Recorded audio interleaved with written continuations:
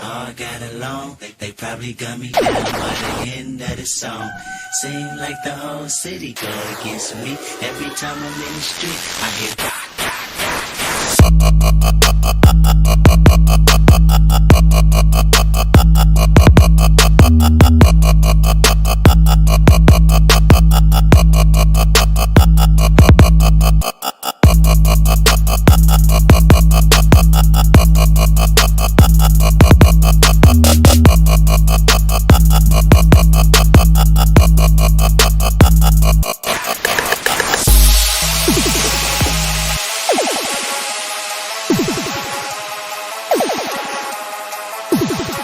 every time I'm in the street, I hear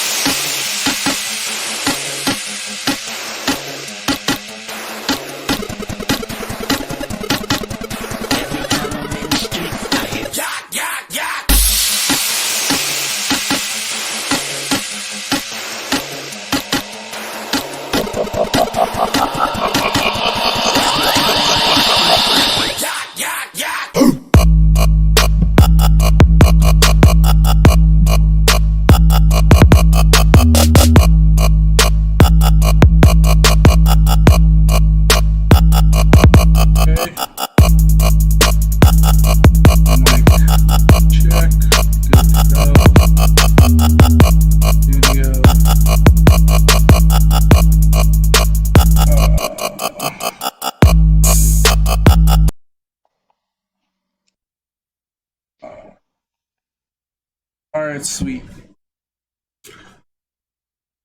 We are good to go. How's it going?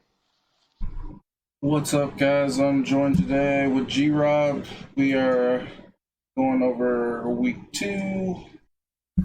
Looking ahead to week 3 of Fantasy Premier League. So, yeah. How'd you do this past week? Um, Not too good. I got like 46 points, but it was to be expected. I knew there was going to be a little bit of a lull like second week, but yeah, not too good. What about you?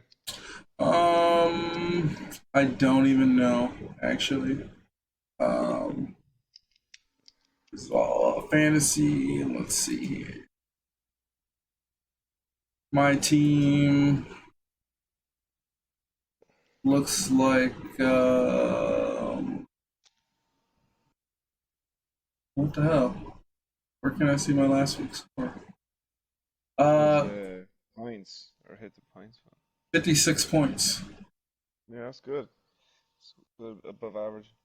Um, yeah, Firmino. I was so glad when he got that goal. Yeah, that's definitely the one that got you the most, like that kind of different points, extra points. Not many people have from Mourinho. Lacazette looks like he had a good. Um, Yeah, he got a nice goal against Burnley. so yeah, let's go ahead and go over week 2. Um, First matchup. Well, actually, Awesome. last week I let's go over the team of the week. Actually, Oh, yeah. team of the week. Dream Team, 124 points. Yeah. And goalkeeper that Henderson. Sheffield United. Yeah, Sheffield United Henderson. He's a Man United young lad. He's on loan from Manchester United. He's a top keeper. Yeah, he showed it again. In the Championship, he was quality last season. I think they kept the most clean sheets or something like that. He had 20 something clean sheets, and he was like big part of it. And look, it proved it today or at the weekend. Yeah, against Crystal. Lundstrom as well. Yeah, Crystal Palace aren't doing too good anyway, but yeah, they did well though. I like the way Sheffield United play. They're a solid team. Then we got another Sheffield United Lundstrom. Yeah, he's quality. Yeah, a 14 lot of people have him points. on the bench. Yeah, he's 4.0 as well. Everyone, I've been looking at him since August. Like, is a 4.0. Like, bring him on, a cheap bench player that gets minutes, and he's like getting, and he's also like he's actually plays midfield, not defense. So the fancy have it mixed up. So he's a midfielder getting points like at the back as a defender. So and he ends up getting a goal, which is crazy. Some people have brought him in, but I had him on my bench. And then we got Digne. Yeah, Picked up he's an injury. yeah. That's hopefully he's not injured, but yeah. Again, that's what he does: assists, clean sheet. Everton have a great run of fixtures. The attackers aren't really scoring, but the defender they're getting 2 clean sheets in a row. So I think there not many teams are doing that. Next up, we got. Thanks for the follow, David. Next up, we got Enda Stevens. The Irishman, fellow Irishman. Yeah, he was quality, and yeah, he played really well. Got the clean sheet, got his bonus point as well for playing so good. So good to see. Next He's up, what? He's only oh, go how ahead. much is he? Sorry, he's 4 point. How much does he cost? 5 million. So yeah, Yeah, I'll go 5. ahead. Yeah. Go ahead. And then we got Mane. Yeah, he's outdone Salah, but it was looking like that way, wasn't it? And he got the goal and the assist. Yeah. People were talking about switching him out with Salah, save some money, but it's still, I don't know. I'd still rather Salah. Yeah, I think over the long haul, Salah will get more points than Mane, but either one's pretty good choice. Yeah, Lamela. yeah. Lamela, he did well for Spurs. Got a goal and assist against City, and but he's at risk of being rotated a lot. So it's hard to want to bring him in. I had him in my team there. I did a rough draft with him in it, but it's hard to bring him in. But that's a good score for him. Yeah. Pretty consistent though. Oh, yeah, I wouldn't put him on the squad. Oh, And that he was goal going he to be benched had, the next game. yeah, that goal he had, Ederson was just off his line. Yeah, exactly. Sabalos. Tobias, yeah, for Arsenal, Real Madrid, loanee, doing really well. He's unbelievable. What a debut. I've never seen an Arsenal player do as good as that on a debut. Maybe like Fabregas or something, but like it was unbelievable. He was class. He's a mix between like Santi Cazorla, looks like, and he has like a good Spanish blend. He's quality. Fabregas, vision.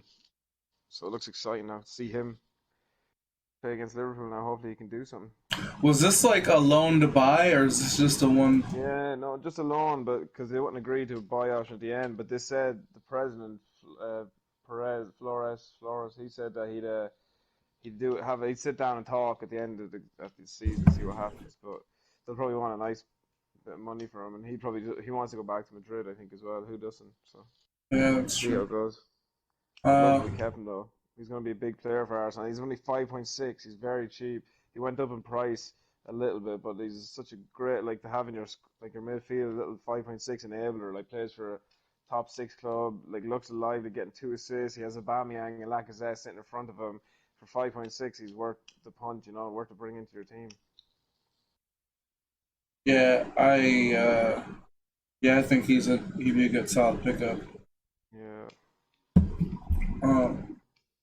Next up, we got Bernardo or Yeah, Bernard. for Everton, for Bernard, Yeah, Bernard, yeah, he's a quality player as well. It's just unlikely because I was watching the game. Richarlison, I had Richarlison in the course. He doesn't score again, and he's like Sigurdsson was putting like 2 balls onto his head for headers, and he still put them over. And then Bernard pops up and gets the goal. So yeah, it's unlikely. But like he's 8 million. Not many people have him, I don't think, in their squad. 1.7% ownership, but he won't do that every week. right. KDB. Yeah, he's looking like everyone's right that brought him in.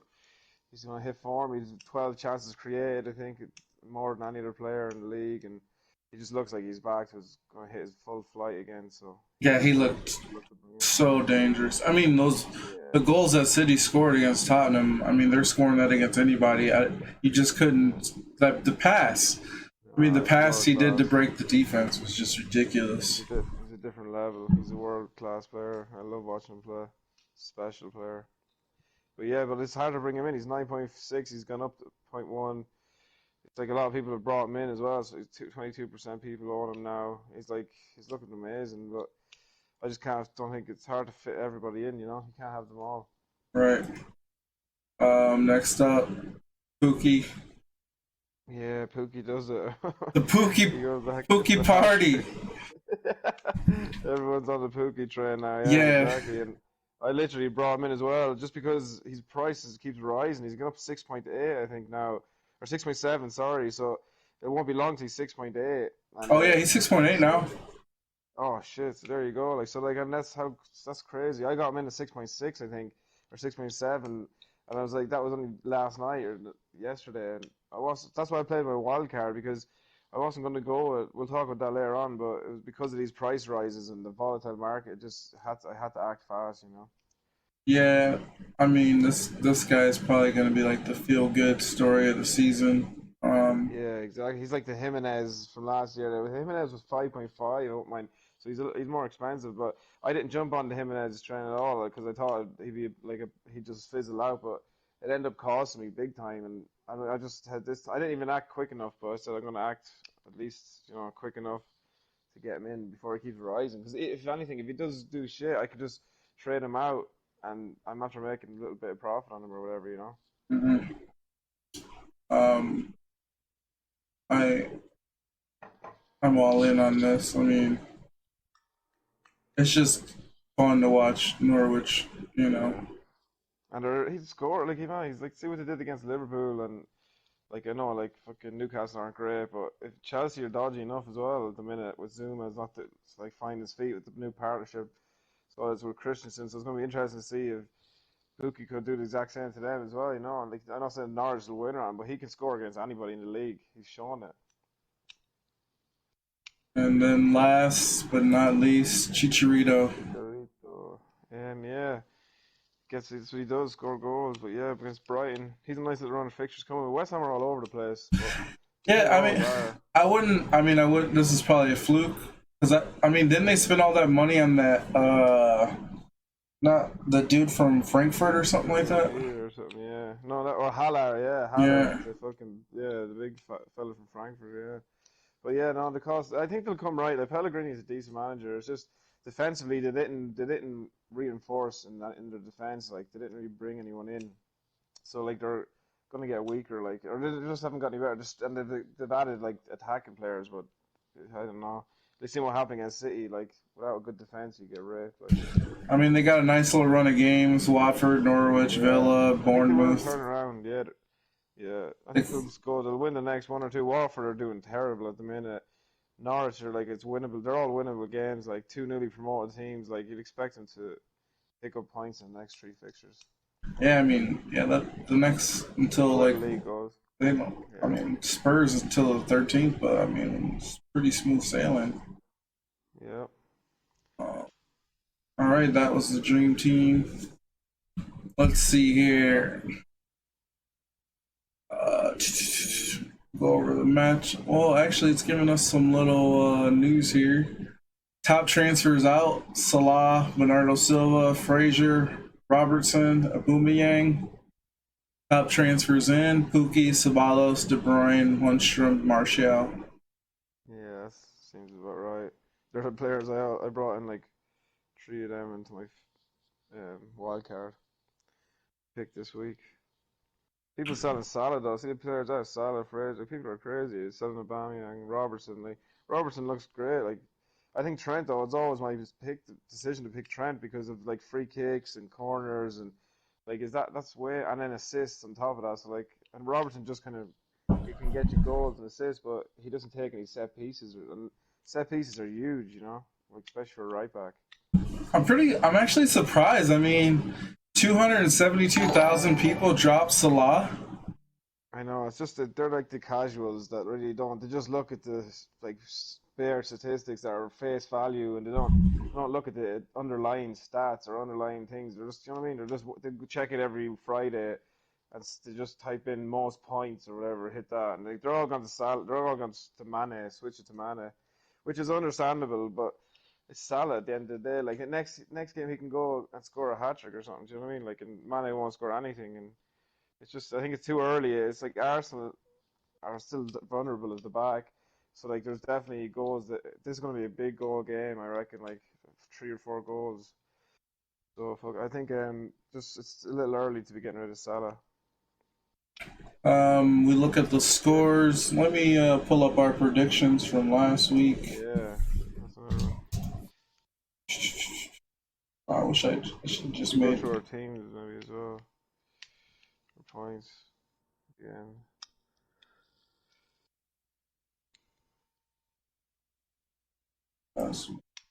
And starting 12 million. That's a big.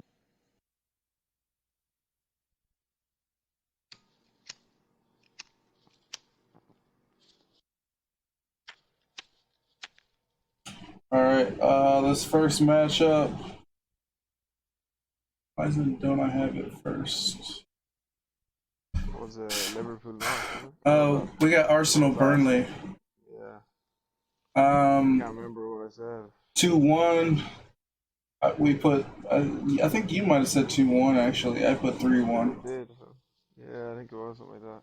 I was hoping that Lacazette would score a bunch of goals because he's on my team. His goal was nice. You see, he was kind of like came to the edge of the box and he was falling over, and he's like Burnley lads are physical and they're all up on him, and he was on the ground nearly, and he still got the shot off and underneath Pope's legs.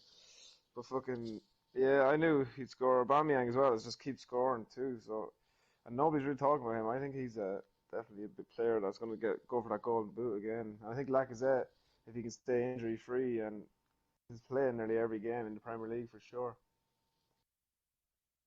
And he's cheaper, a lot cheaper. Barnes, look at that. Barnes keeps scoring on the other side of it. Barnes for Burnley just keeps scoring like, and he's a good lad to bring in instead of Pookie, or maybe he's in around that price range. 6.6 he's gone up to now as well. Maybe 6.7 soon. Yeah, and I mean he's constantly gone up. I mean last year he had 122 points. Yeah, no, he's a goal scorer for sure. And then you see Sabaya's got the 2 assists, so that's why I wanted to bring him in. I think he's gonna get a lot of assists this season. And David Luiz made his debut. He was commanding, physical. Gave Barnes a big tussle at the start of the game. He like put it up to him, like hitting him and all. Like Fizz got physical. Wants to let him know like you're not going to bully us today. Like you know what I mean? That's what Arsenal's been missing. That kind of spine, that kind of defender. That like Socrates has it, but on his own wasn't enough. Now he has David Luiz, Socrates, like two hard men. You know what I mean? You're gonna have to work. And all that Burnley did, I watched the game, and all they did was high balls into the box. Every 96% of their balls that they played were lobs, long balls up to the front men, to the big lads, Woods and Barnes and the likes, and a free kicks, Tarkovsky, all the big lads were in there. They tried to outmuscle us. That's all they could do. Like, and Ceballos was like a fucking ballerina, just flowing around like fucking. I couldn't believe the touches and his movements and 1-2s, and he's an exceptional player. He's a special player. Um, we got some comments over on Twitch. Take Richarlison out. Prefers Mount, Mora, Sabalas, or Freeman from Sheffield United. Lacazette is a beast, but I'm a Chelsea fan, so I can't gas it up too much. Yeah, but I definitely get rid of Richarlison. I watched the game as well, Everton, hoping he'd score because I had him in, and he just had 2 headers, lovely balls in by Sigurdsson. They were just yards, like easy tap headers that he should be getting at least on target, if not scoring. He put the two of them over, and like he's just not looking in form whatsoever. Like so, I'd be switching him out for. And yeah, they can get for like a 7 for Martial, or for a Martial I'd be bringing in instead of him, or Mount. Mount's a good player, looks good, but still very early days with him. I'd rather bring in Martial. They have a good run of fixtures coming up. Man United do. Yeah, I think And you save some money, sorry, to put into other areas. I'm not sure Mount is going to get the playing time or Mora. Well, I'd be more likely to do the Sabalos thing. yeah, Tobias is even cheaper alternative, and you're covering the top 6. You want to kind of cover the big games as well. Like that's what I'm trying to get in some Tottenham players, Man United. I didn't have them start the season, and Arsenal. I think it'll hurt me in the next few weeks. But yeah, I think Mount though. The thing to argue with Mount is that Lampard likes him a lot. He brought him to Derby and loan last year in the Championship, played him a lot. He loves, and like he knows what it's like to be a young midfielder breaking on, like that has that ability to get into the box, get goals. Like he loves that. I think he's that's his little boy, like a golden boy. So he's definitely going to play him a lot, and he's after giving him 2 90 minutes in the Premier League back to back, and he's impressed. Like you can't say he's not. So I see him getting minutes for sure. So we Now at least, anyway. next up we got Villa Bournemouth. I watched this game.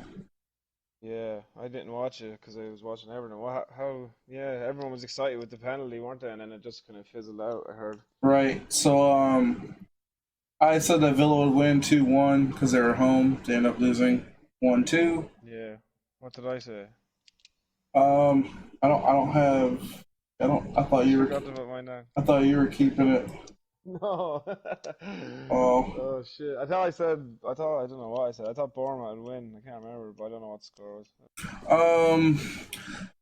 So I can go back and look over. when I was watching this game, I was talking shit about Wilson, and I didn't see his goal. So like I tuned in after they were already up 2-0 because they scored pretty early on. Yeah. So I was talking shit about Harry Wilson because obviously he's a Liverpool guy. When I saw his first time I saw him, he fucking just sent it way over the net. But it turned out he scored a screamer earlier in the game. And then they did get a PK. Yeah. That was he got the most bonus points in that game too, I think, as well for Bournemouth. And the keeper is another thing to talk about, Ramsdale, because they've been messing around with keepers for a while. They have Begovic, and he's still relatively young. I'm surprised he's gone off the boil so much. And then they have Boric, and they have a young Irish lad there, I think Tavermore. And then they have this lad here, that's Ramsdale, and he's been playing, and he made 6 saves as well. He's actually done really well. He's a lad to look at too. Cheap. Bournemouth do keep clean sheets at home, but away from home, they're not usually as good. Uh, so Douglas Luiz, he's there from Man. I mean, he's not on loan for Man City, but Yeah. he's kind of on loan. You know what I mean? Just kind of bought him for he was on loan. Was it last year he was on loan the championship, and then they bought for like a few weeks or a few months, and then they made the move permanent. I think Well, they spent all that money, Villa, but I think that I'm sure that there's a buyback clause for if he ever does certain targets or hits certain heights that City yeah. There's a buy. I mean, because they got that new dumb rule. I mean, it's really stupid actually. It's like a loan. But It is a loan, but they bought him. You know what I mean? yeah, it does. It's like fair. It's just it makes sense like for everybody involved. Like Yeah. they have to buy the player, bring him in, and he gets. If he ever wants to go back, City have no object to pay for him. But he looks a player. Like he looks a good player. I like the looks of him a lot. Like he's actually really like fancy looking player. So if he can keep it going as well, like, he's a nice little. I think he's cheap alternative. Yeah. Grealish got the assist as well. That's 20 games now. He's involved in losses, consistent losses. So, and like fucking, I kind of I like Villa, but I think that I'll turn it around. But fuck him, he deserves it. Yeah. This dude was so hyped up and I just. know, I know. Man, he used to play for Ireland and underage, under 15s or 16s or 17. He played for Ireland under all the underage levels, and then got the promoted. He was looking to go to the senior team, and I think he played friendly or two. Maybe he didn't, but he was definitely getting promoted up. He might have played a friendly, and then he just like the same thing that Declan Rice recently done. And he just turned. He's like, oh no, I'm going to declare for England now. All of a sudden, like because he got into like Villa got better playing regularly, and agents get in their ear. They're like, oh, like if you say you're English, you'll have more of a pull in the media, like more like whatever, a financial pull, and this, and you're getting better offers from English clubs. And like Declan Rice was playing as well, played all underage, played 3 or 4 friendlies, senior level. He didn't play a competitive game, but he played all of like a load of friendlies, kissing the badge and everything, like saying he loves Ireland and it's in his blood, blah blah. And then like all of a sudden he's like, oh no, I want to play for England now. And Gareth Southgate was supposed to give him a phone call and it's like, oh, I'll bring you to you get to play work, this and that. You know, you're going to be the main fulcrum in the midfield. Like you're going to get over Dyer, and like, it's happened. Like Rice has started every single England game since. Like so, I don't know. So that's what you get. The fuck Grealish. So I have a hatred for him.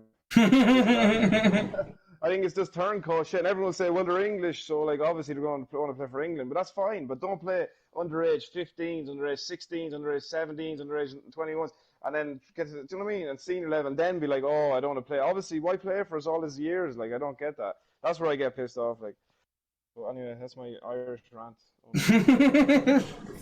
But hopefully it'll turn it around because I do like what they're doing there. I like Dean Smith. I like some of the players they have there. Like they're a good club. They're a big club. They deserve to be in the Premier League. But we'll see. It's going to be an interesting season, isn't it? That's what it's all about. I'm Irish. They use us as a stepping stone. I hope Obafemi doesn't do that. Oh yeah, That's a oh, comment. I mean, no, he's no. We're going to go Nigeria. No, I think for some reason them Nigerian Irish lads are very loyal to Ireland. Like I've looked under the underage levels. There's lots of them, and I've always said it. I've been saying this. I had a theory like 10, 15 years ago. I was like, all the immigration we were getting in Ireland at the time, Russia, Poland, Nigeria. I was like, that's going to do wonders for our genetic pool. It's going to add like their children are going to be. Imagine our soccer team that's going to come in the next. Like we'll have a Drogba in our hands or 11 Dowski was thinking or something along them lines, like Ivory Coast, blood Nigeria. And look what we're having now. Getting that Obafemi playing for Southampton.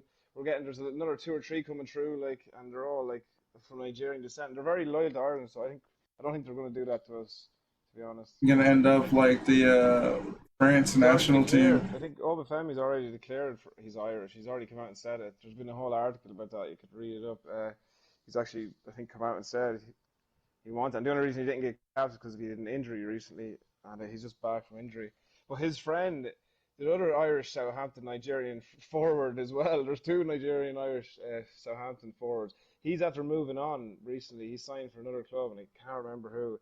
He signed for someone recently, a young Nigerian kid. I'll have to look it up. He's declared for Ireland too, so the future looks bright for Ireland. A few lads of Spurs, a few lads of Liverpool, looking good. About time. Next up, 1-1, West Ham, Brighton. I said it's going to be 1-0, Brighton. I think I called a draw on this as well. Because I picked it on my match day picker on the, remember the app you sent me to pick Yeah, yeah, goals yeah. at 55? Yeah, I have it 1-1 on that. So I have some of these scores already saved on that, and they're the exact same I think I gave you. So, but yeah, Trossard's after getting his goal, he's looking good. The Belgian forward, he didn't blanked. He didn't get his game in the first week, and people were worrying because a lot of people actually have him in. He's like a nice 6 million differential, and he's looking lively though. He should have had two goals, and I think a lot of people are moving to bring him in now. Brighton are very attacking minded under Potter now, the new manager. They're not like under Chris Hughton, where it's defensive nature. They have their defenders make mad runs in. They have this young Bun fella to sign, and obviously Dunk and that Montoya fella get forward now, making like the serious runs as a wing back, playing like three centre backs, I was two wing real backs. curious how Montoya ended up from Barca to fucking Brighton. Yeah, it's a great like signing. He's going to be big. Like that's I brought him into my fancy. Might as well tell you, I brought him in because 4.5 million. He's so creative, very attack minded. He's getting forward. That's his license to get forward because they have so many centre backs now and like CDMs playing in their defensive roles. So I'm looking. That's what you want to be looking at Brighton. Like everyone's going with Dunk and his price has risen, but I'm thinking I love Dunk. He's going to get clean sheets and he's going to get goals. Not as much, but he's looking like he's more attacking under this new manager. He's going to get more goals this season. Duffy's looking less likely, even though he used to be the goal threat. And it's looking now that Montoya, like he's allowed license to get forward more, getting them wing back roles are dangerous for assists and whatever else, maybe goals. So for 4.5 million, I brought him in over Wan-Bissaka. I basically had the choice to make Trossard, Wan-Bissaka, or Montoya and Martial. So I went with B. The over would be a better option. There's a lot of Lanzini. decisions to make. Lanzini is a little gem, isn't he? Yeah. So like, and he's like had a lot of injury the last few seasons, but if he can stay fit and all, he's a quality player. Yeah, it Top looks like class player. shit. I mean, over 100 points every season except for last year when he got hurt. Exactly, yeah. No, he's only getting better as well. He's young as well. He's a good player. He'd be good. That's what I'm saying. West Ham get going. Wilshire's looking good. Love Wilshere to bits. Like he's one of my favorite players. Arsenal to the heart. He loves Arsenal to the core. And he's like a proper Arsenal player, like Dude, as well. Wilshire, dude, I like him too, dude. I was just so pissed he could never stay healthy. I It was know, it's just combat it style was to play, and it's just injuries. dude, Yeah, it was no, it happened. I crazy remember. at Arsenal Yeah, how he would get top injured. player. I It know, because was like like, what happened was he was 16, 17. He burst into the scene. We played Barcelona, and he had Xavi and Iniesta in his pocket. He absolutely dominated the midfield, controlled the whole midfield. I couldn't believe it. Even Iniesta or Xavi at the end were like, they go, that's one of the best players we've ever played against. He said at the end in the interview, he's like, he's only 17, Wilshere. I was like, what the fuck? We have a player, unbelievable player. I remember he was 19, he was 17, he was very young. and he was unbelievable. And he played like 50 odd games that season. I'll never forget it. He played like 54 games, 50 something. He played all the games, and he was only 17, 19. You're not developed at that age, like. And he got this crack on his left ankle. It was a fracture, like crack on his ankle from constantly like overplaying, like only 19, 17 or whatever, playing fucking 50 something games. Wenger should never have played him that much. Wenger overplayed him that season. Then he got called up to England. That's why he got more like he was getting played by everybody as a young lad, and that just fucked up his ankle. Then they put a boot on him, and the boot wasn't right for like months. And then when they took it off, they realized that the boot wasn't even doing what it was meant to do. That wasn't meant to fix the bone in a certain way. And then after that, he was never the same player. Because I monitored his whole career, and every time the ankle would go, he just fucked up his ankle. It was like a hairline crack that came in it from overuse, like. And his combative style, he runs into tackles. You see, he never changed. He's not going to change. Right. That's what I love about him too. He's just a fucking. But that's just sad but true. And he was I loved him to bits, man, because he was at Arsenal since he's 8 years of age. He is Arsenal to the core, like. He didn't want to leave either. For me, he was like the English Gattuso, just a small guy that was just ready to fuck shit up. And he's quality, like he's a great passer the ball. No, he wasn't much of a goal scorer, but he's a great like mover and passer, and like he can move with the ball. Like England don't have many of them players that grab the ball and move like in the midfield, and he is like a real like a solid player, like a Pirlo or something. He just glides with the ball like in the midfield. But anyway, yeah, that's another Arsenal rant. Moving on, Everton 1-0 over Watford. I think Watford are looking terrible, but I'm sick. Like, what's the story with Sigurdsson, Richarlison? They're not producing. Everton just don't have a striker. That's what's wrong. Dude, in my opinion, fuck Everton. They should have fucking ran up the score. It's a joke. Like, it's really Richarlison. That's why I have to get rid of. Like, the only thing I'll say positive about them is their defense is keeping clean sheets, back-to-back clean sheets. So they're doing something right there. Like Keane and Mina is back in there. That Mina lad for the under Barcelona ex-lad, isn't he? And he's a big tall black dude. He's doing an unbelievable, great player. He's an athlete. He's Colombian. That's what he is. He's a beast. And he's like, now that Zuma's gone back to Chelsea, he's first choice now with Keane. So you're gonna see, and he's a beast. I remember watching him last season. He was in and out of the team with injury or rotation, and he was always putting a performance. So I think Everton's defense are looking great, and they have like some of the longest running clean sheets since they have like 10 or 11 now in a row, 12 in a row. I think only City, not even City, no one's doing it. I think there's only one other team that are similar to the run that they're having. Like, it's crazy. Yeah, Everton. They had every opportunity to fucking open that game up, and they didn't. Seamus Coleman, the Irish captain, playing well there too.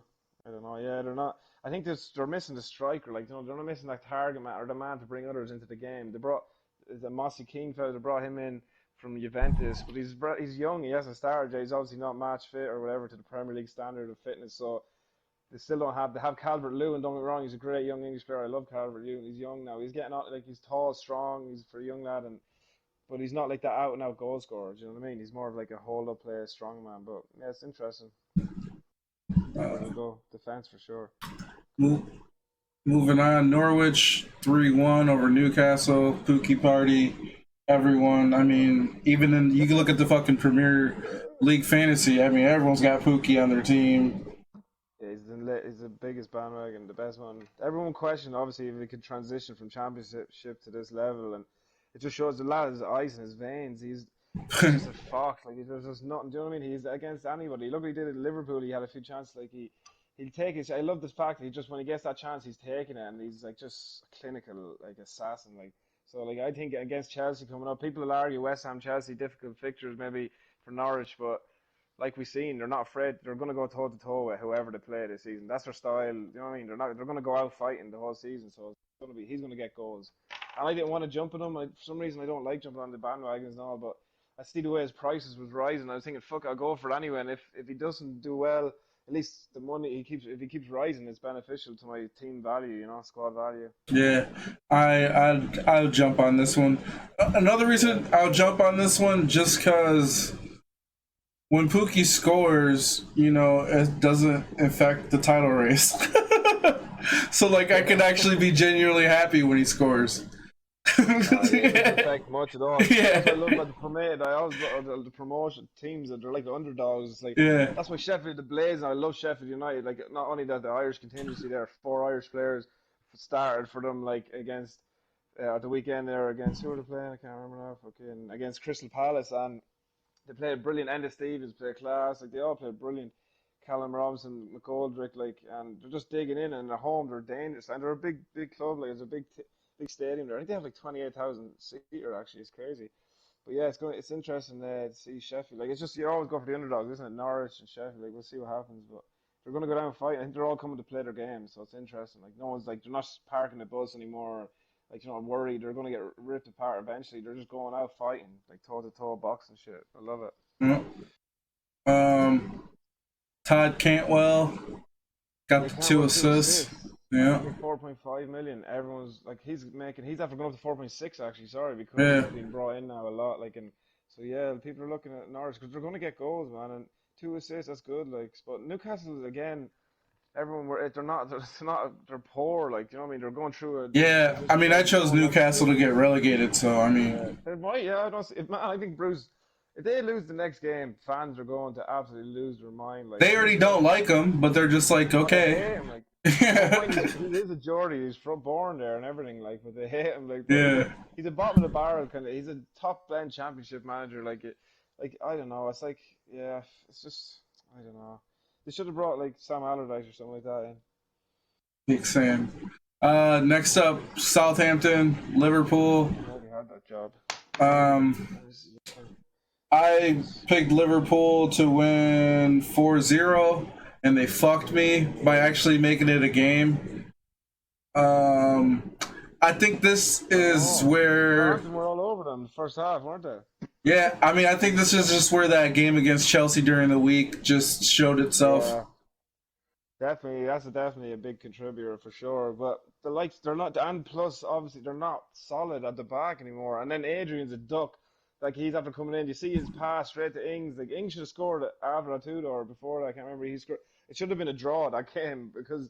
And then Adrian, of course, gets rid of the clean sheet for all the fancy football. Like, that fucked up. Like, that double up, Liverpool double up now. Fancy football is.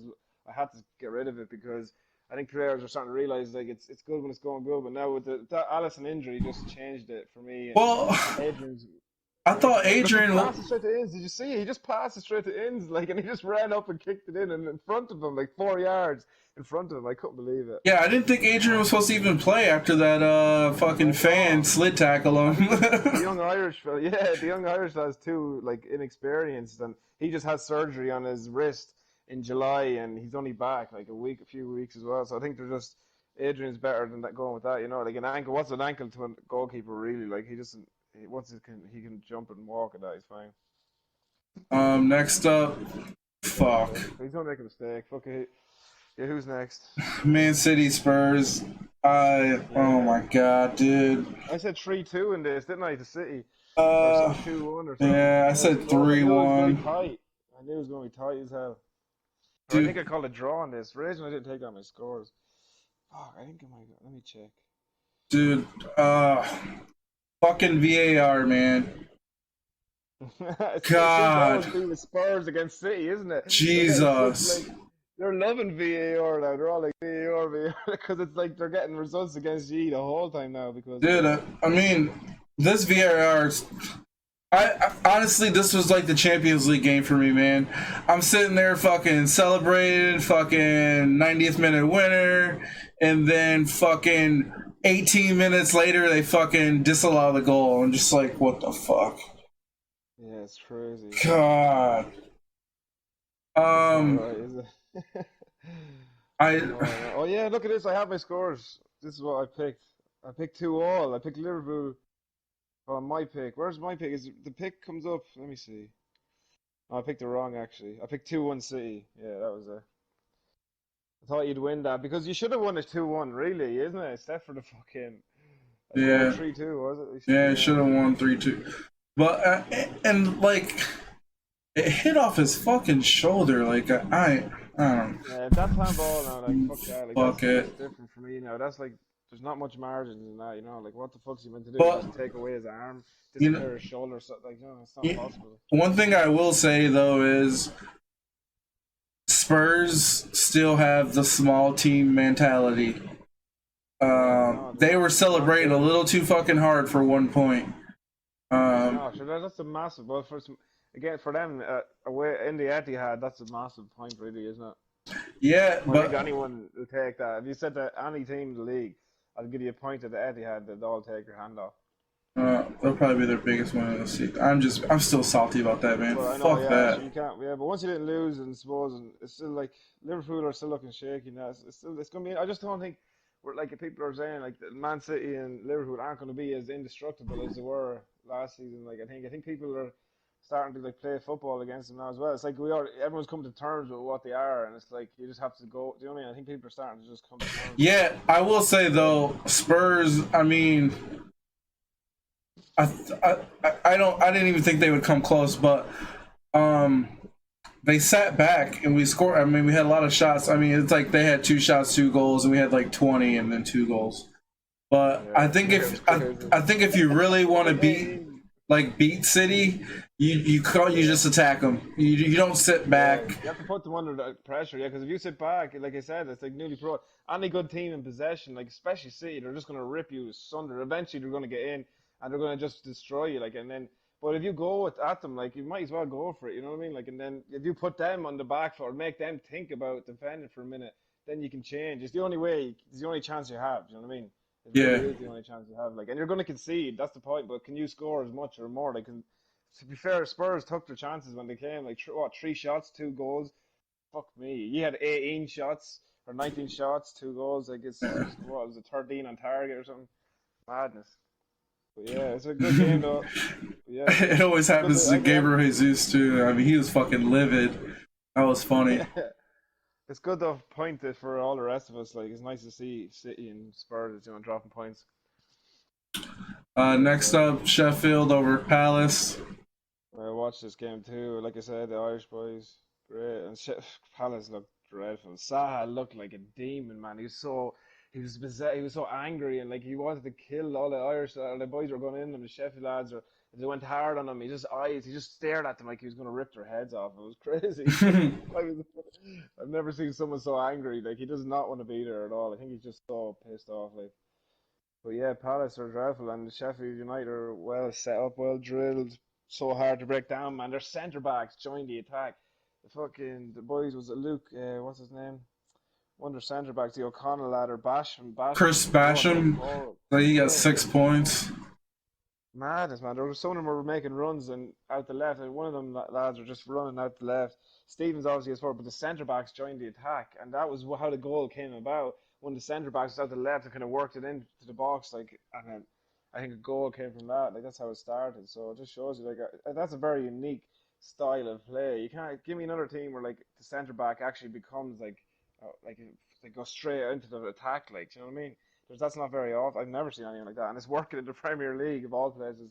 But it's against a bad Palace that, after losing Wan-Bissaka and Saha's head being turned, and Benteke just forgot how to score goals. It's like he's a shadow. What is he anymore? Benteke is just a donkey running around. He doesn't even Yeah, I actually mean, work Benteke it. is pretty much Wilfred Boney. I mean, he just doesn't play for a shitty team Boney's yet. been 10 times better than him. I don't know. Benteke at Villa was amazing. I remember he was like scored against Arsenal. He used to score against everyone. He's a beast. I was like, this is one of the best young Belgian forwards around. I was putting him in the same category as Lukaku and shit.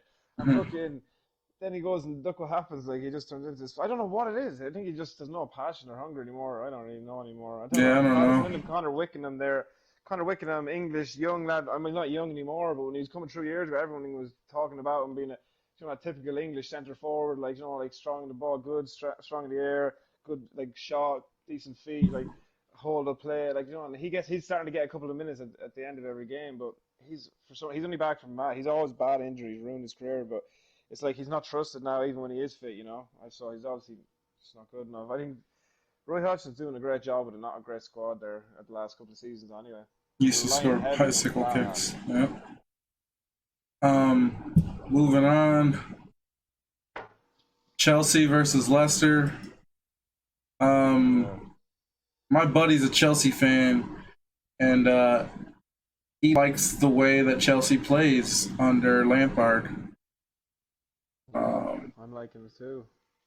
Positive. It's positive and it's youthful. And what more do you want as a Chelsea fan in this 2 year transfer ban?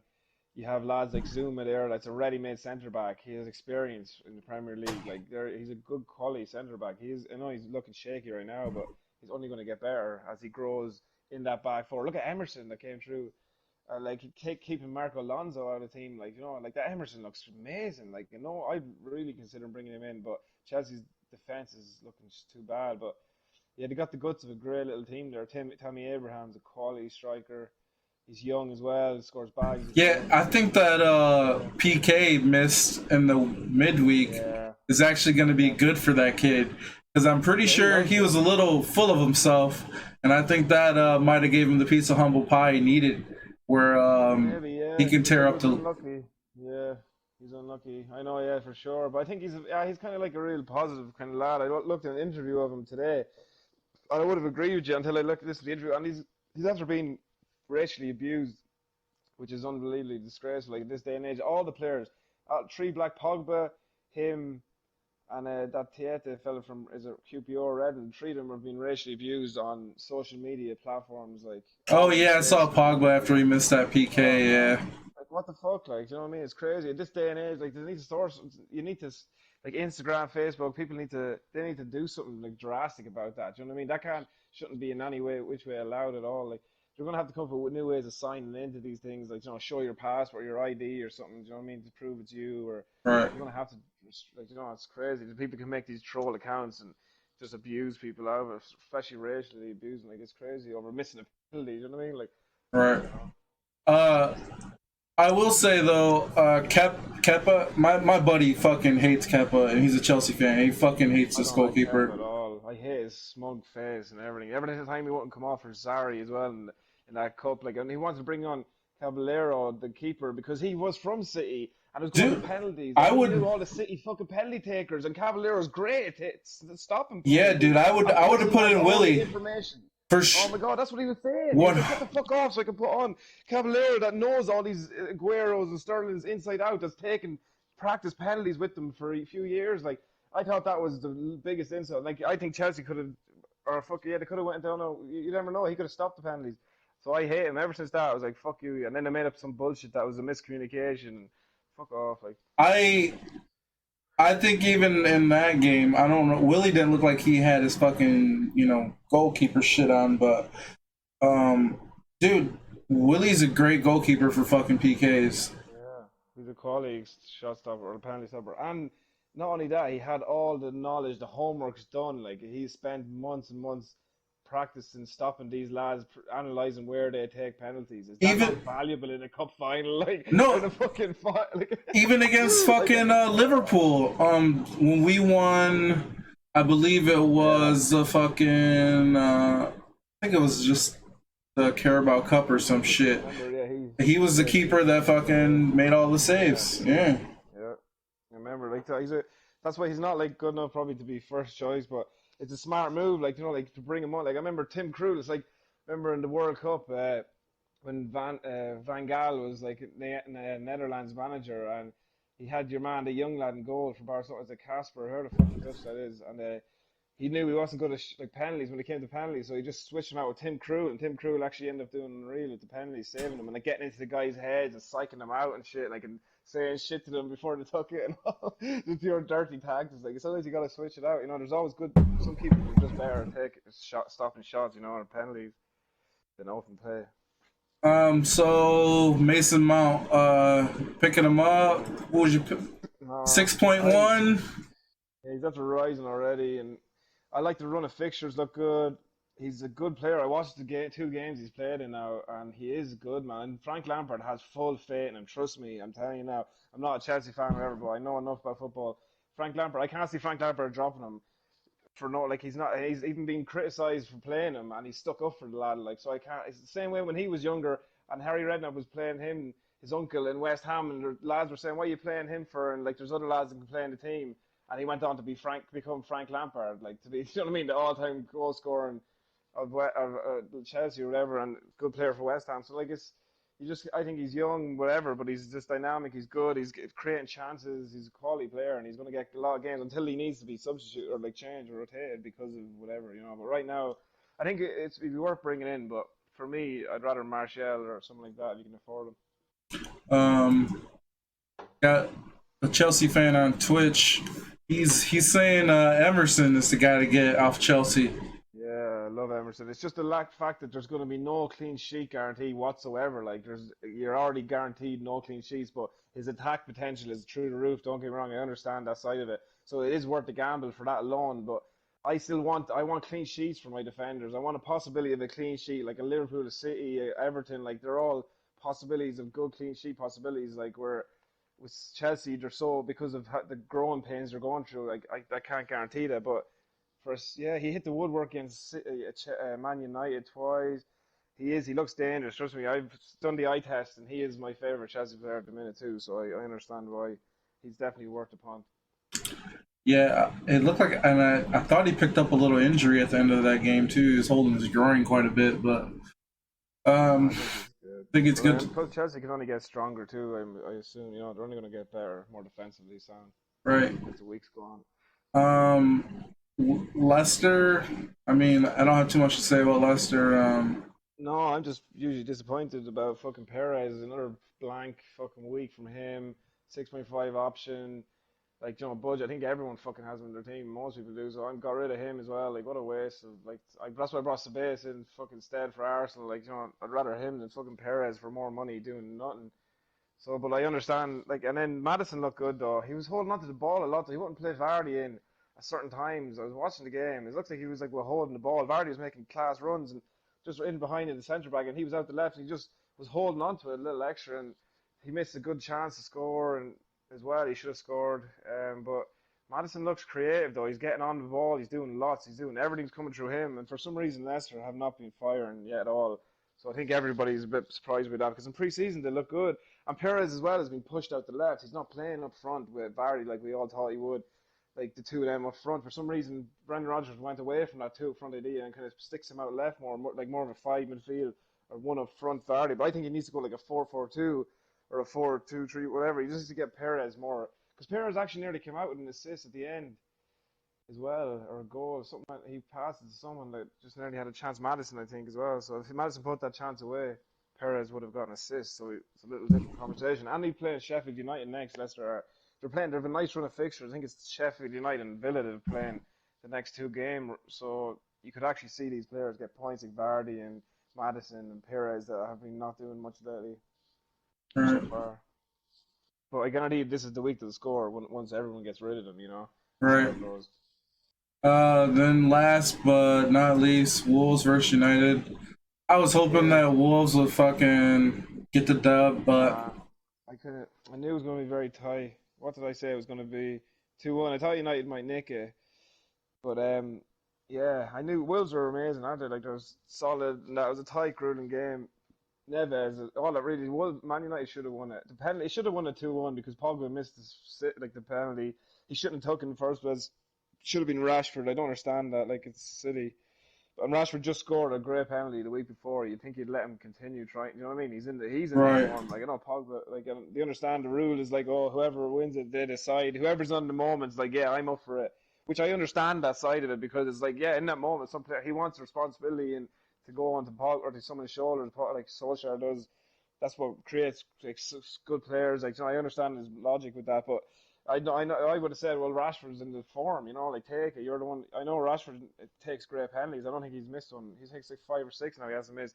Pogba's missed Pogba's only like a 36% success rate now because he's after missing 4 out of the last 11 or something like that. Crazy statistic. So yeah, I don't know. I just kind of Martial got his goal, so I had to bring him in. I think he's going to score. But I think Man United's defense is looking really good. Wan-Bissaka looks amazing. So he's a lad I wanted too, but you can't have them all. Yeah, no. What about you? Still no rags for me. Actually, I'm in a fucking league that doesn't allow rags, so What's that? It's my Man City group I'm in. So there's no Man United players? Yeah, no, not allowed. That's just stupid. Um, I suppose. Well, I yeah, suppose. so, Yeah, I guess. But uh, that's yeah. so fuck United. Glad they dropped points. Wish they would have dropped more points.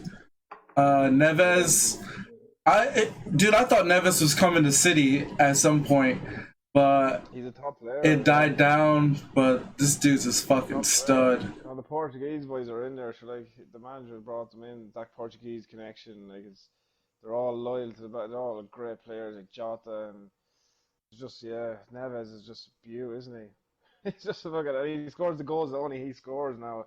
He's that kind of player. Like that's the kind of goals we expect from him now. And but like yeah, it's a worldly goal, and that's the thing that separated. So United actually should have come away with 3 points only for that kind of goal. But yeah, Wolves are still looking good. Jota's been a flop. Like a lot of people have put bargain on him being the 3.5 cheapest forward to bring in, but Yeah, he's looking really crap.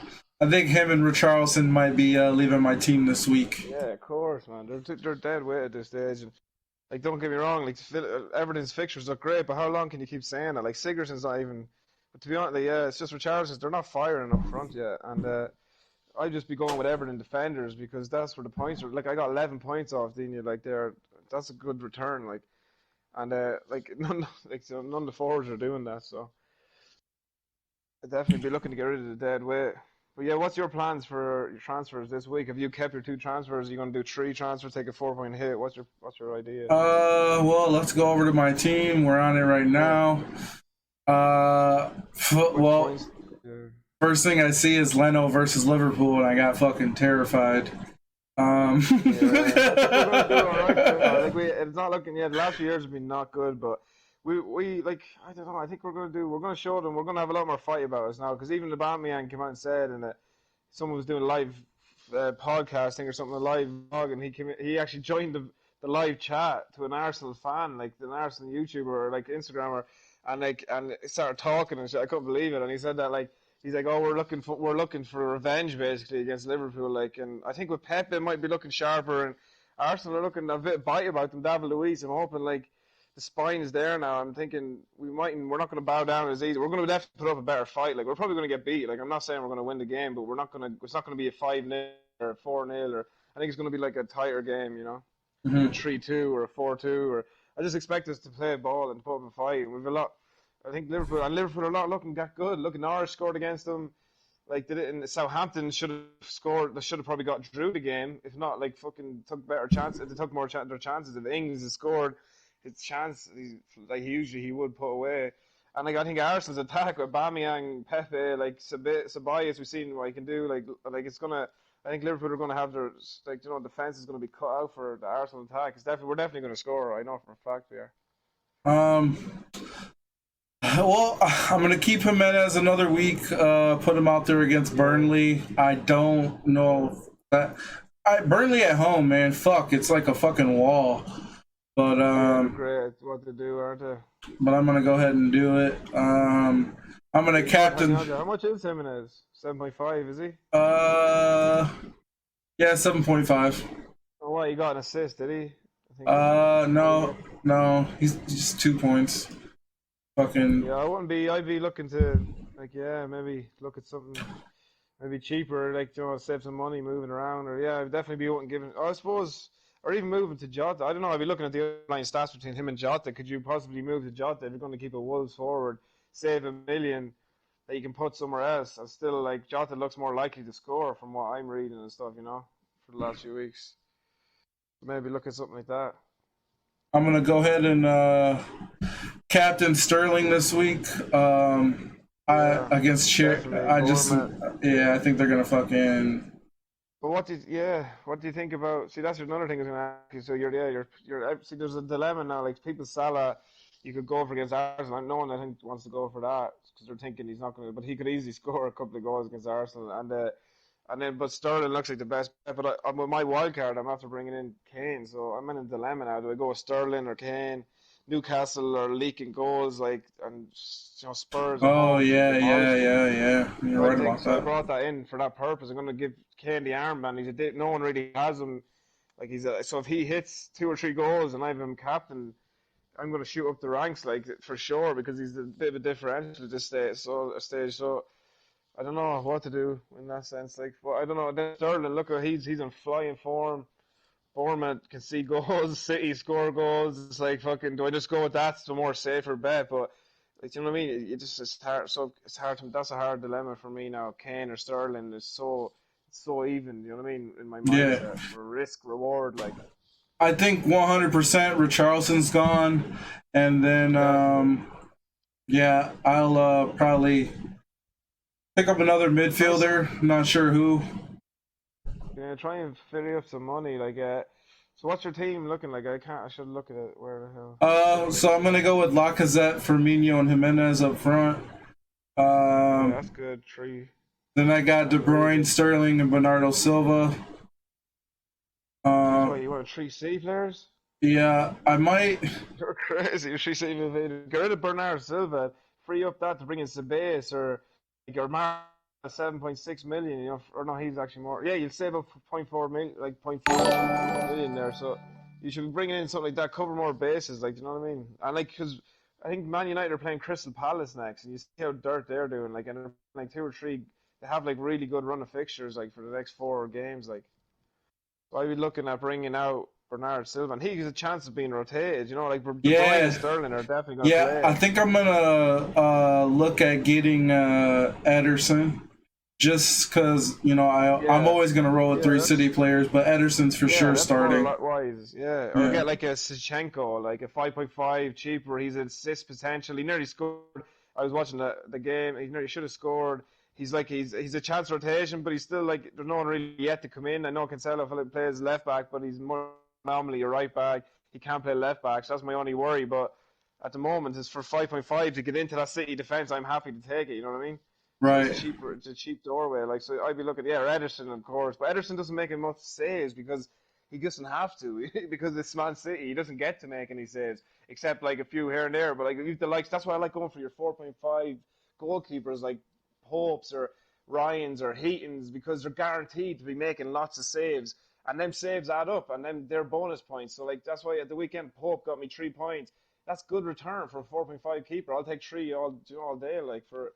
And before that he got me 8. So like, and Ryan got 2. Like so like he got made like 7 saves. Like against Arsenal. Like that's a quality goalkeeper there for 4.5 million. That's going to make saves. That free up that money. Put that money into more important areas that can get you attack and returns. That's what I look at. Right. Looks like I could add Mane and then get a 4.4 midfielder. So I might just do that actually. Yeah, that's smart. Just do that. Like, and then 4.4 midfielder. Bring in. Oh, you missed. To bring in someone like then Donker. He's 4.5. So that 1 point. Then price rises are after catching you. I think the price change. You can try and bring in someone 4.4 is going to be hard, is it?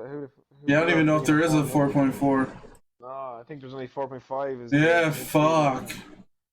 That's what I'm saying. The price. That's why I got my shit done early because the price rises are fucking crippling people. Like Pookie, all that shit. Like it's all that changed the game now. So you're gonna have to come up with 2 or 3 scenarios here. But like, I definitely get rid of Bernard Silva and free up that money, man. Bring in someone cheaper so you can. I'm gonna wait till Friday, make sure no one's fucking injured, and then I'm gonna do it. Well, remember, Friday is game day. Oh yeah. Because you got. Do it Thursday. You basically tomorrow. Yeah, I'll wait till tomorrow. Get done by tomorrow. But like, and then there'll be news conferences tomorrow, I think, as well, and for the Friday game, the Friday night game. But don't leave it extra long. Like, keep an eye. I use this thing. It's like a calculator. It's a price change calculator. So like, it kind of keeps a rough estimation on like who's rising and who's looking like likely to change prices, like negatively and positively. So that's actually kept me above. That's how I knew like the Pookie was going higher, and I knew Martial, and so I kind of get in there, and I made like 0.4 million now on my team, and I have 1.1 in the bank. So I basically have like I made 400 grand there. Oh, nice. My team, like so, like I kind of like, and by adding quality, so it's kind of like a weird strategy. For some reason, I like to get my squad like to have a high like value, but it's like good selling on value, and plus I can Pookie's in form now. Do you know what I mean? So it's worth taking the risk. Right. I'm just adding a few people to my watch list. Yeah, that's a good idea. We should talk about that, the eye test or watch list, like who's to look out for and yeah, who are you thinking about bringing in to your watch list? We should go uh, through our watch list. yeah. I'm just yeah. Let me quick go through some. Go to transfers and just hit watch list, yeah, at the top, quick. Because I've like a good few now, like, because the start of the season you're going to have like 40, 50. You're going to have I have a lot in at the minute, but I haven't gone through. There's so many to Where do take out, you obviously. check this watch list? Is it under my team? Go to transfers, and then at the top, click watch list instead of, Oh, instead at of the very, global. yeah, Gotcha. okay. Yeah, and then it's bringing out your goalkeepers, defenders. Like Yeah, yeah, yeah. I see it I now. have like 40, 50 at the minute because like anytime I see someone doing a little well, I'll stick them in and let them sit there for a couple of weeks, and then I'll go over it and take them out as I need to. They haven't done anything.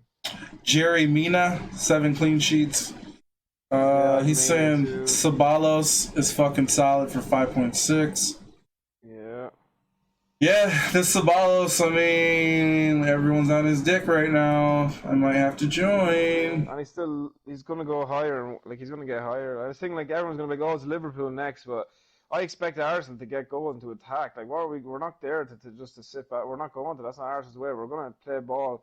We might lose the game, but I know we're gonna try and score. So like the likes of him is the go to where the assists or where the shots. Like he had 3 shots against Burnley, just on par with Lacazette and Aubameyang.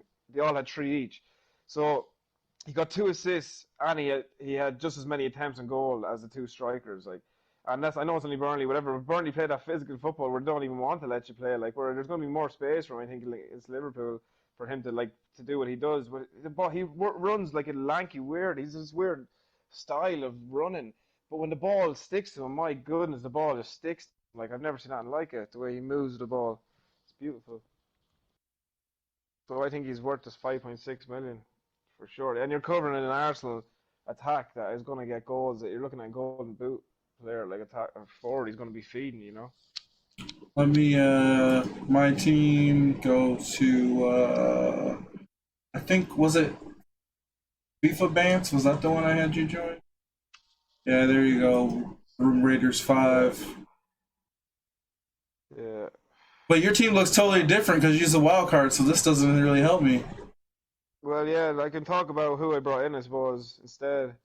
Like basically, I was looking to see the double up Liverpool defense, and as I just talked about how dodgy it's becoming. Like the likes of Alice. Once Allison was gone, I was worried, and now I'm looking. And plus, the preseason, Liverpool haven't been keeping clean sheets at all. Like, and if you actually look at statistics, since the turn of December, January, February last year, or the last season, they've actually been have been declining on defensive stats. Like it was the first 15, 20 or something games where they kept most of their clean sheets, like 10 or 12 or something in a row, or so they're actually like declining defensively if you think about it. So I got rid of Van Dijk. I thought, fuck, I want Alexander Arnold because he takes the corners, free kicks, assists, and he has the clean sheet potential all in one. So I'm going with him. Got rid of Van Dijk. I brought in Montoya that we talked about from Brighton. It was between him and Wan-Bissaka. I wanted to bring in Wan-Bissaka because I think Manchester United are going to get some clean sheets, especially in the next 4 fixtures. And Wan-Bissaka just looks great with the eye test. Like he's getting stuck in tackles. He's made like 11 tackles that game, more than any other player the weekend. Like he's just sick to face. He's not much, but the only thing he doesn't add a lot to attacking wise. He's not going to get me many assists, but the defensive potential is huge. But so I went with Montoya instead because he is playing that wing back role that we talked about, and his creativity and threat is through the roof.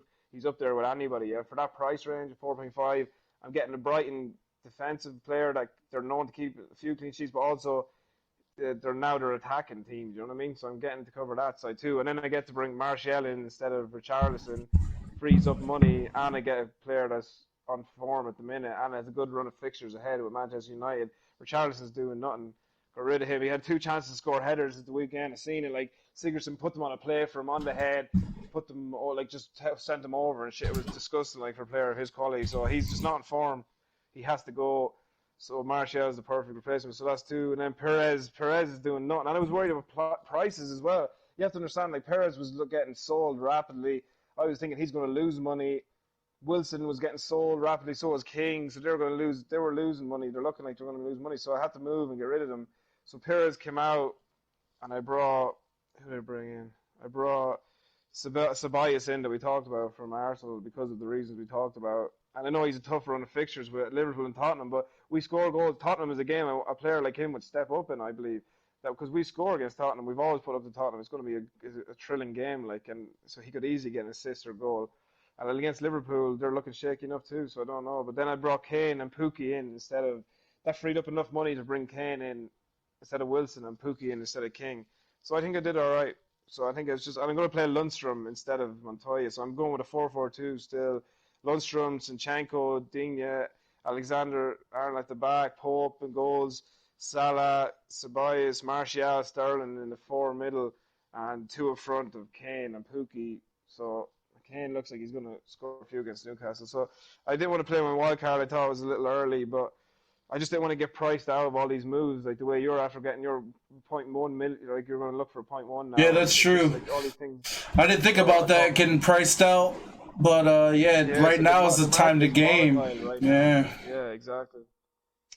Um, But you should make 2 or 3 transfers if I was you. I made 3 transfers. I took a 0.4 hit. I wasn't going with the wild card. I done 2 transfers.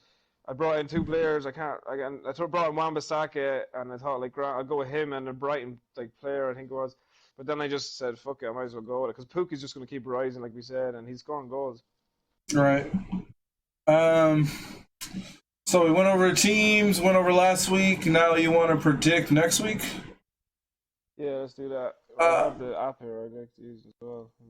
Let me do my prediction app too. Yeah, might as well get that out of the way so I can win. That can record it for us too, so we don't have to write it down. And that'll record our last week's our predictions. So we go every week and we can just go back and look over that. But it doesn't have all the games on there. Oh yeah, I think that was the only thing. Okay, yeah, you're right. No, we'll write it down. Make sure we just write down. I'll write down mine this time. I have a pen and paper here. But yeah, let's go through it. So let's go. Yeah, well, what the fuck? Where's the? Oh, there it is. Go down the bottom. We'll have to go down to fixtures, and this fancy app is easier. Yeah, I'm gonna. Friday night. So we got. These are all. What do you think of the Friday night games? Because when I was growing up, it's only in the last few years they've done Friday nights. The only reason why I hate Friday night is because of fantasy. Yeah, it's a cunt to miss the deadline, isn't it? Especially when you're wired like me for my whole life, never playing on a Friday night. And it's like fucking whatchamacall, like in the NFL when they started doing Thursday night games, you just forget to set your lineup. Yeah. It's just your brain's not it's too early in the week. You know what I mean? Saturday, Sunday is usually Monday night as well. Monday night has been a thing I think forever. Monday night is good, but I think that it just shows you the television how it's changing the game where they're adding in days and you know what I mean. And they want to drag out the days. They want you watching football 3-4 days a week now. Right. Premier League, where it used to just be 2 days a week. Now it's 4, possibility of 4 days a week. So first matchup, Aston Villa, Everton. Villa at home again. What is your predictions on this one? How did Everton do? Everton's kind of getting on my fucking nerves. But their clean sheet potential is huge. I think they're the only ones to keep 2 clean sheets 2 game weeks now. Villa at home. Can I put weight on that Friday night? Yeah, I wanna say Villa's gonna score because they're at home, but it's not really guaranteed. I'm gonna go with 1-1. I don't have any faith that Villa will score though. Yeah, it's hard to know, isn't it? I think at home there could be a team that's the only place they are going to get goals. So there is a good chance of them scoring at home. Everton though have been keeping lots of clean sheets, so a lot too. But they're not looking great at forward. 1-1 sounds like that's a good possibility, but I'm thinking Everton should. Villa, it's hard to know, isn't it? Well, how Villa's been doing? You sound just like me a second ago. I think Villa have lost their last 2. Yeah, they've lost 3-1 to Spurs, 2-1 to Bournemouth, at home. So they're losing to Bournemouth that aren't even a team that are doing too good. So I think Everton 2-1. That's what I'm going to go with.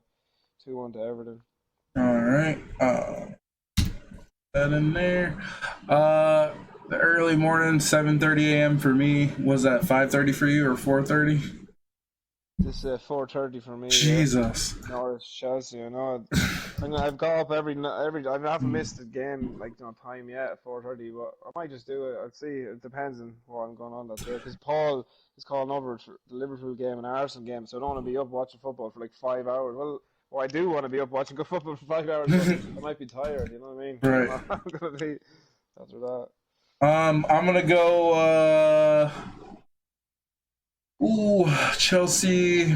I got to get a Pookie goal in there. I'll go 2-1 Chelsea. Yeah, I think. Yeah, I think I'll go with the same. I think that's about right. Chelsea. Alrighty. Next up, Brighton versus Southampton. Right for Southampton. This is a good one. This is a potential nil all, even clean sheets. But not with Brighton anymore because they're attacking team. You got to remember that. So Southampton have been leaking a few goals as well, haven't they? They've got Liverpool. They looked good against Liverpool at home, didn't they? Liverpool were very lucky overall. But what the first week?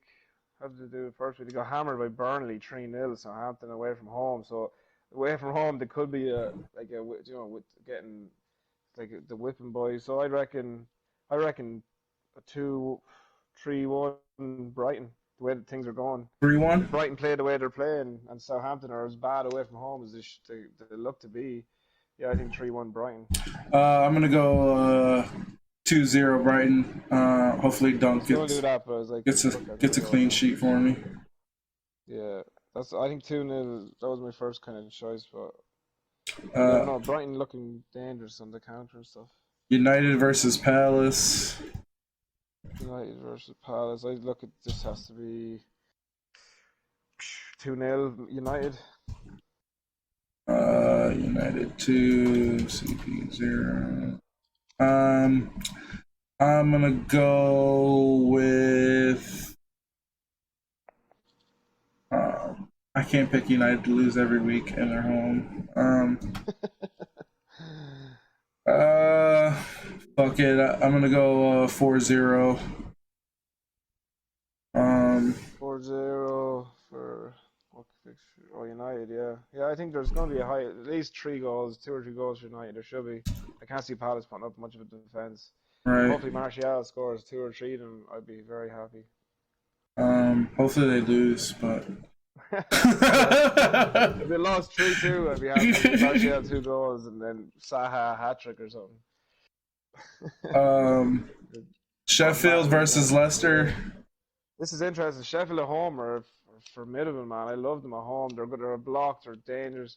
They're strong. They're not. It's hard to break them down. They're not very great. And Leicester are firing. We have seen Leicester struggle the last 2 game weeks. 1-1 draw at Chelsea that they should have put to bed at the last 10, 15 minutes was all them. I think they'll learn from that though. They'll get more sharper as time goes on. Then they drew 0-0 with Wolves first game. So I'm thinking. Or Leicester, yeah. I don't know if Sheffield can pull off another 1-0. Could they at home? Maybe. I'd say. I think it's Leicester should win 2-1. I'd say, but will they though? I'd say Leicester 2-1. I went with a 1-1 draw. That's what I want to go with. My heart's saying 1-1. Yeah, 1-1. Fuck it. I think it will be too. I think Sheffield are going to be hard to break down. I can't see them conceding loads of goals. Can't see them scoring loads either, though. But you never know. Lundstrom again. That would be amazing for fantasy football if he scored another goal or got an assist. Sheffield. Watford versus West Ham. Yeah, this is where West Ham could turn it on because they're looking shit, aren't they? Fucking. Yeah. Watford are looking terrible. But I don't know. They're at home. Should be expect a response. It's hard to predict this one because the two of them are so unpredictable. Do you know what I mean with their form? Right.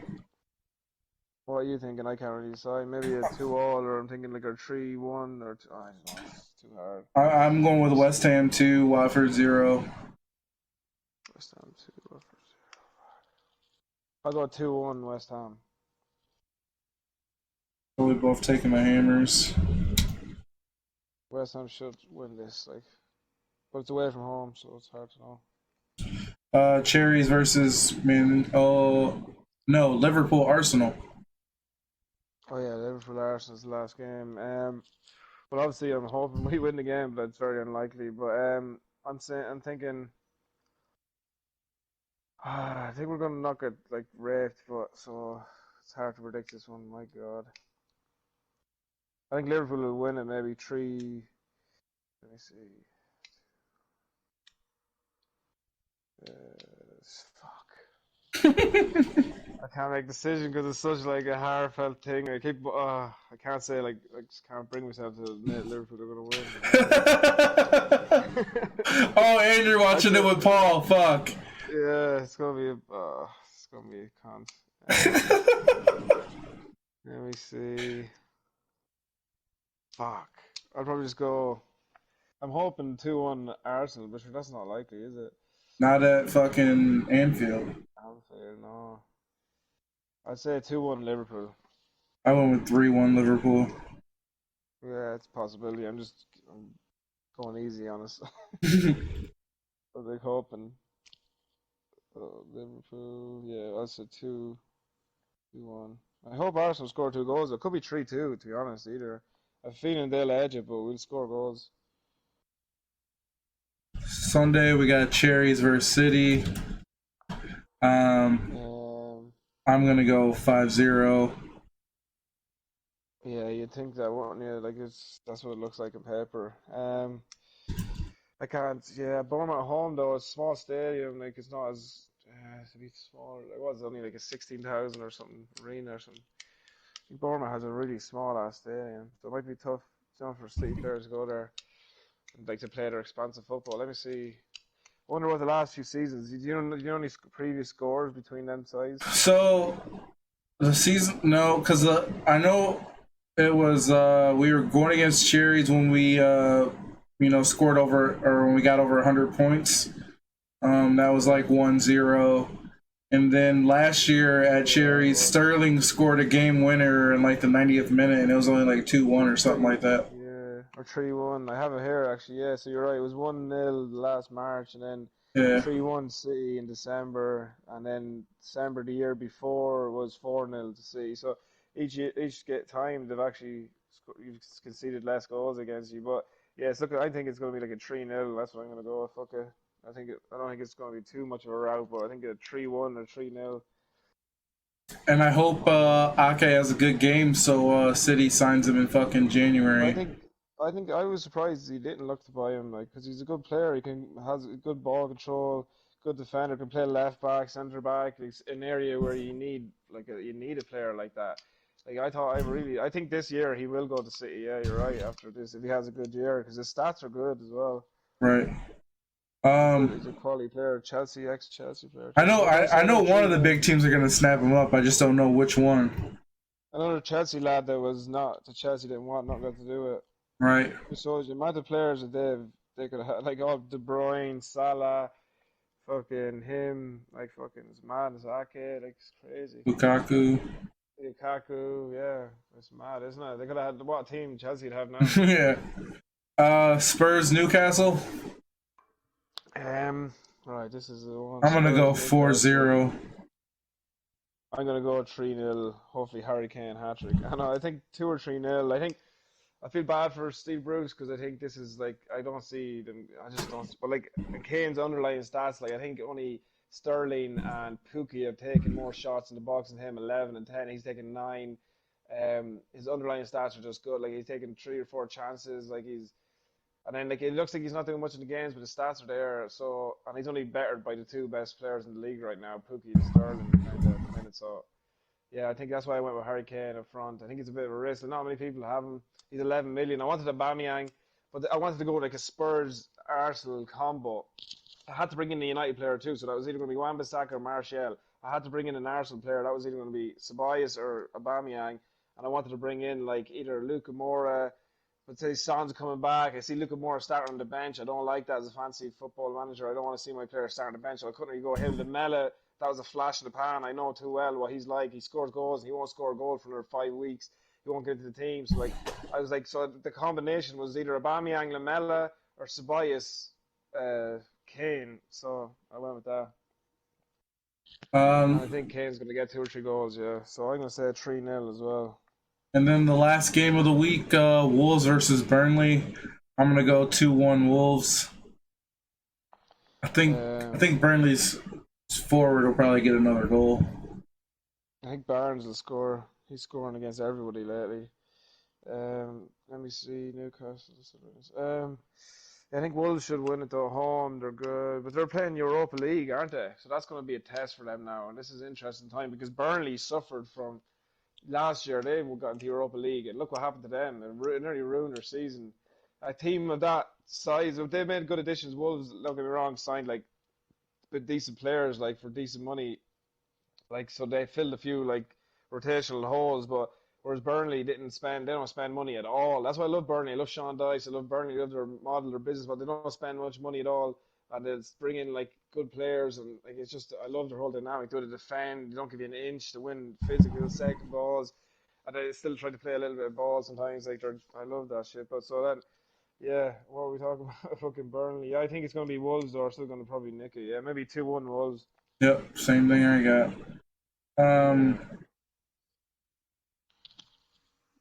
3-0 Spurs, 2-1 Wolves. Yeah. I got them all down now. All right, sweet. Yeah, so it's gonna be a good week ahead. I don't know. I'm gonna see it. Did I suffer for? Did I jump the gun and bring? I always had. I was gonna do my wild card between week 3 and 5. So I'm hoping now that I didn't do it too early, and like if something will happen, or injuries or something will happen, and I'll be like stuck now with players I don't. Do you know what I mean? I can't. Like didn't want. But I think like you'd have to agree. Like Kane and Pukki are a good swap for King and Wilson, and Perez and Richarlison is a good swap to get in Martial and Ceballos. And Yeah, then the only hit I took then, the only real hit I took is selling Van Dijk and for getting his 6.5 and then bringing in like Montoya for 4.5. Like but Brighton like that's a decent return. He could be a decent punt as well. So I freed up 2 million there to get Kane. So all my transfers make sense on paper, like and all. But it's fantasy football. Next week, all of them could blank. You know what I mean? Who knows? right. It could be, and it's a good possibility, and it would have been. But I'm sick of. I step back and I'm watching all the leagues, and just all the aggressive players are being rewarded. Like anyone that's aggressive getting Pookie is getting rewarded. Anyone they're bringing in, Ceballos, like I've seen all the aggressive work, and I'm like, I'll sit back and build up my 2 transfers, and maybe I'll take a 4-point hit, and I'll be adventurous in that sense. And then I'm looking around, and everyone's already like Pookie's rising like a fucking. And I was like, I'll bring him in next week, but I won't have the money to bring him and Martial in next week if they score against. You know what I mean? Chelsea and Crystal Palace. Then they're going to go up even more, and I'm going to be priced out. And after missing the players, you know what I mean? And I'm like, why didn't I just use my wild card? So I don't. That's the only reason I used it. And I don't know. Hopefully, it's a success. So that wraps up our third pod. Yeah, so given the games, I guess who's gonna be the stud of the week? Who do you think? Probably Spurs or City, right? They're gonna just probably put a 3-0, 4-0 win. Yeah, I'm thinking it's gonna be Raheem Sterling again, but I could see your point with the Harry Kane.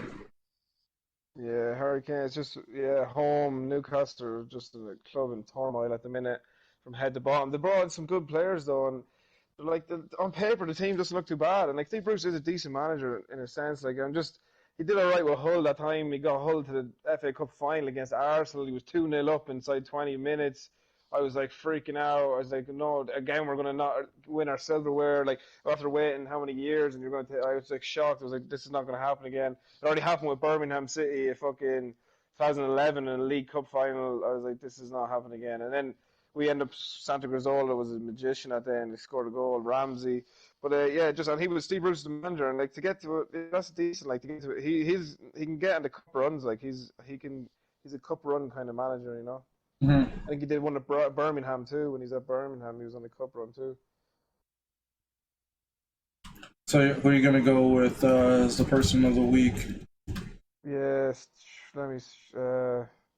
You're going with Sterling, so maybe I'll just be controversial and go with Harry Kane. But I have a feeling Sterling will obviously do it too. And then, But yeah, Harry Kane. what team are you picking as a guaranteed clean sheet? That's a good one, isn't it? I'm Everton. I'm thinking, or might if they keep going the way they're going, I mean Villa aren't looking that good, and they're conceding lots of shots. So I think Villa spent too much money. I'm worried and they're at like these new players, but they're McGinn and Trezeguet. They're looking good, like, and they are a good squad. I think. Yeah, let me think. I'm thinking.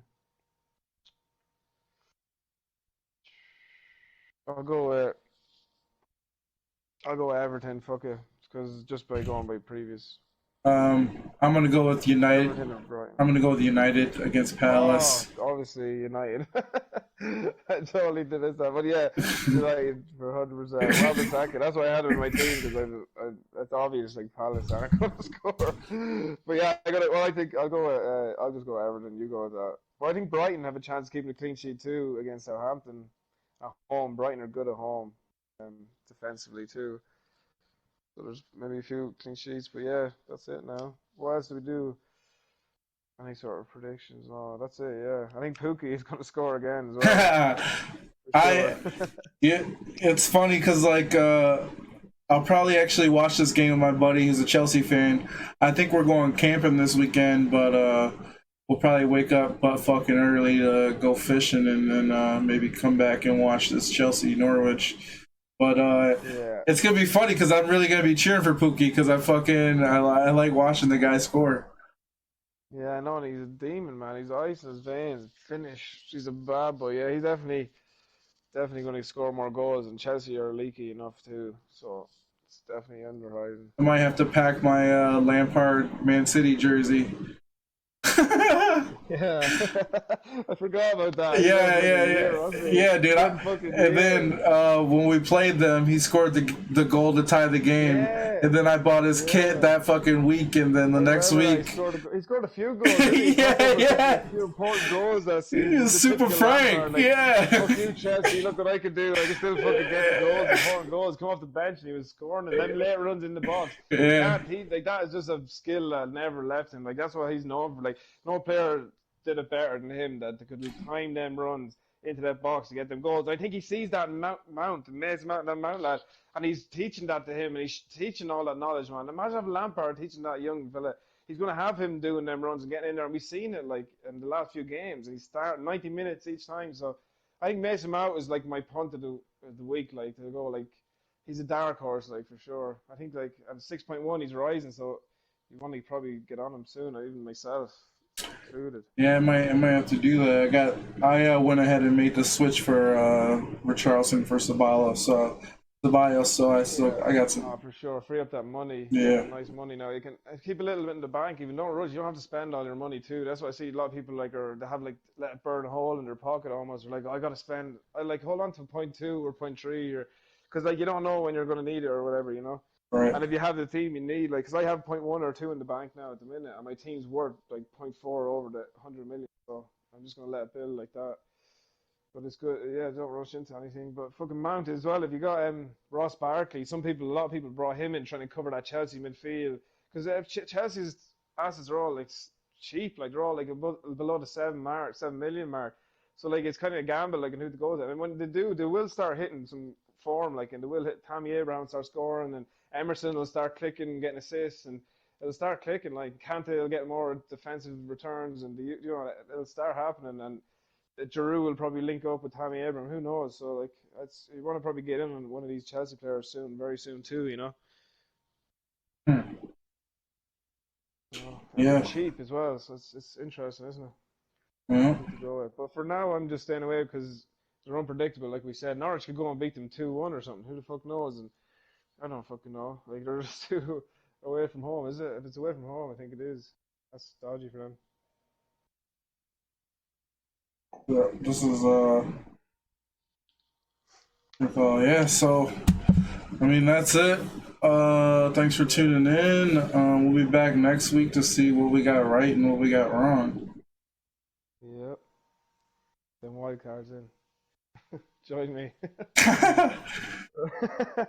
I'm still gonna wait on the wild card, but I mean your thought process behind using it pretty good.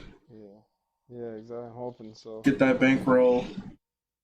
Yeah, exactly. I think it's an element of the game that people kind of neglect.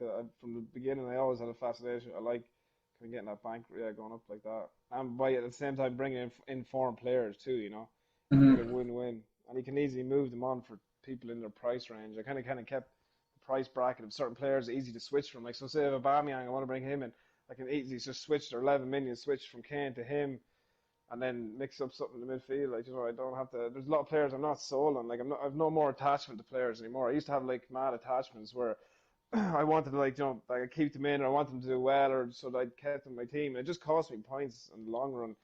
I think you've no room for sentiment in fancy football. Now I'm just looking at them as price caps and point fillers, and do you know what I mean? Like, I'm just looking at them as like kind of not as players anymore, just as returns, Right. investments.